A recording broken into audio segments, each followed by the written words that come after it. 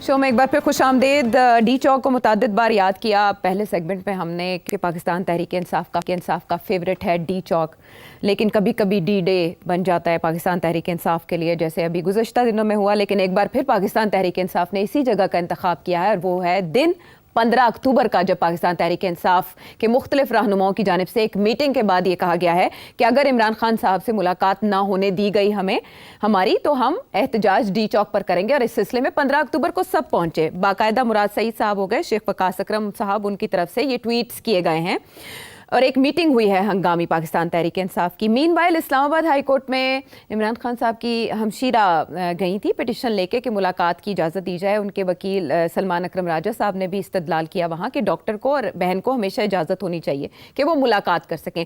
लेकिन Islamabad high court ने मुख्तलिफ मालूमात ली, सवाल पूछे और उसके बाद ये कहा कि जब पाबंदी ख़त्म हो जाए तो मुलाकात करवा दी जाए। ये मामला निपटा दिया गया। सिट साहब, सबसे बड़ा मसला जो बनेगा वो ये कि एक बार फिर दर्द सर बनने जा रही है पाकिस्तान तहरीक इंसाफ इस हुकूमत के लिए। तो हुकूमत मुलाकात करवाएगी इमरान खान साहब से पाकिस्तान तहरीक इंसाफ के दीगर रहनुमाओं की, या क्रैक डाउन करेगी?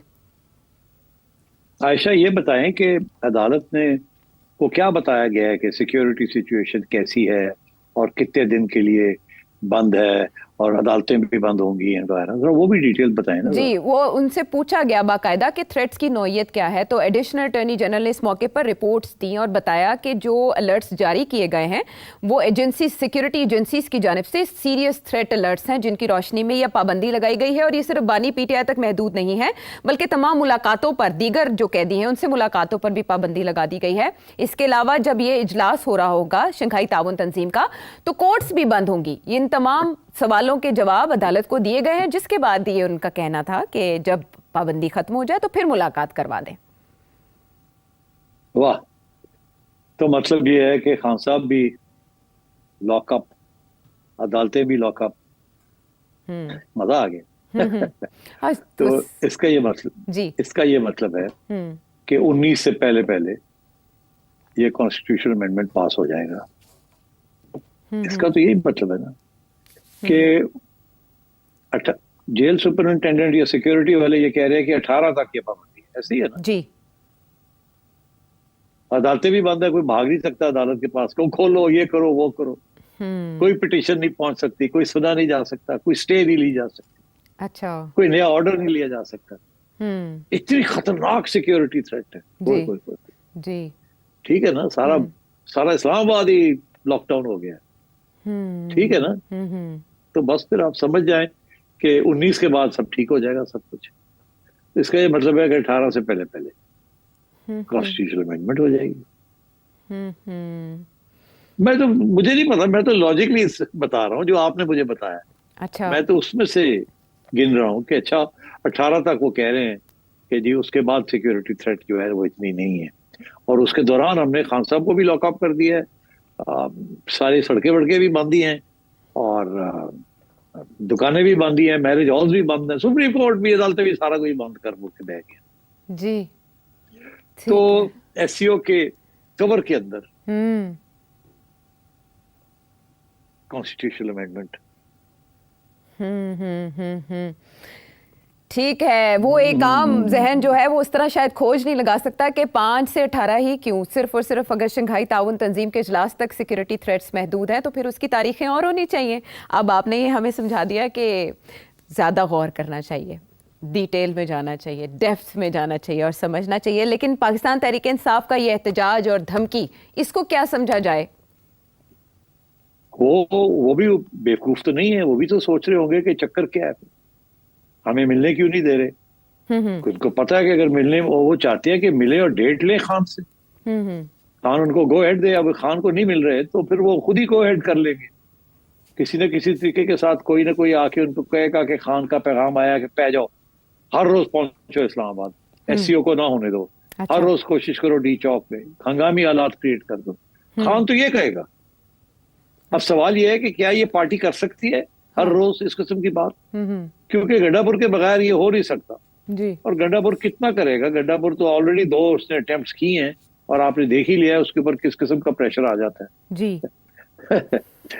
तो इसलिए मैं समझता हूँ कि PTI is in trouble and they don't know what to do. And government is गुगलियां करा रही है, पता नहीं चलता कि लेफ्ट ऑफ ब्रेक आएगी या लेग ब्रेक आएगी या स्ट्रेट बॉल आएगा. एंड ये सारे मिले हुए हैं उसके अंदर ताकि कंफ्यूजन क्रिएट रहे. That's it. कंफ्यूजन ना हुई तो ये बड़ी यूनिटी बन सकती है ना. पीटीआई, लॉयर्स, ये वो बड़ा कुछ हो सकता है. इस कंफ्यूजन के अंदर सारे भाग रहे हैं खरगोशों की तरफ. कोई इधर भाग रहा है, उधर भाग रहा है, कोई ये कह रहा है, कोई वो कह रहा है. पीटीआई को पता ही नहीं वो कह रहा है. This is good strategy.